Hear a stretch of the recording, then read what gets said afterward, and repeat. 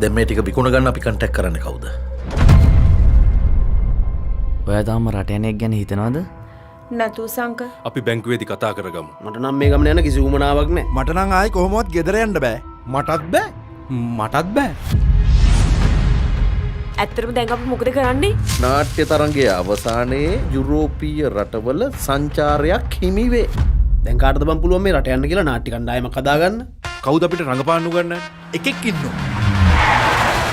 මිනිහට මේ හැමෝම කරු කරනවා. ඔය රුක්මනී දේවී කාලේ ඉඳලා මිනිහා ෆිල්ම් ඩිරෙක්ටර්. අපෝ එහෙනම් වයසක ලොක්ෙක් වෙන්නේ නැති නේ බං. නෑ. තරුණයි. ලයි මරයි මපෙම් කලා. ලයි මරයි මලව් කලා.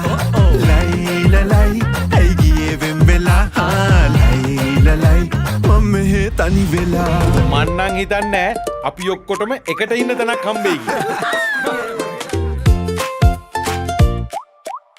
කැමරා 20ක් එක සීන් එකක් ෂූට් කරන්න තම්සෙට පිස්සුද? දැන් මේකේ ඩිරෙක්ටර් මමනේ. මමනේ උඹනේ මේ මම. අධ්‍යක්ෂක මහත්තයා මේ රතු පාට බටන් එක තියෙන්නේ මොකටද?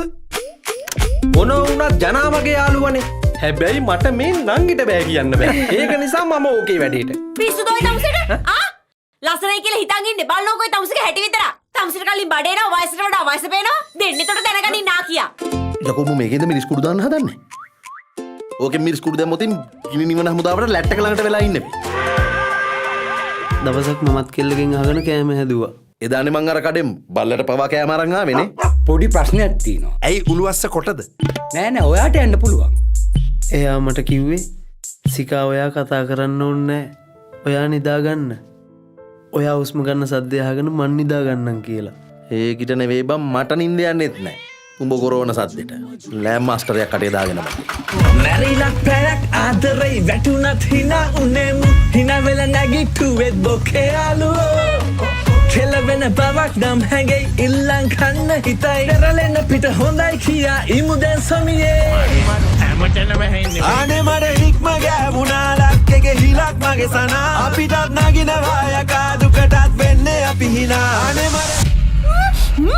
මොන මොකද කරන්නේ? කෑ ගහන්න එපා මොකක් කප්පිය ඇතුලේ ඉන්නවා. උඹ හිතුවද දියමන්ති කියන්නේ කළු දොදල් කියලා?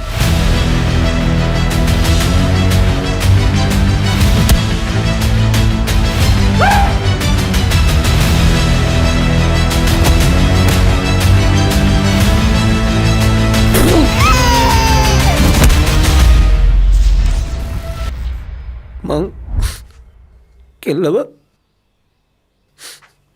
රැට්ටට බාර දෙනවා බා.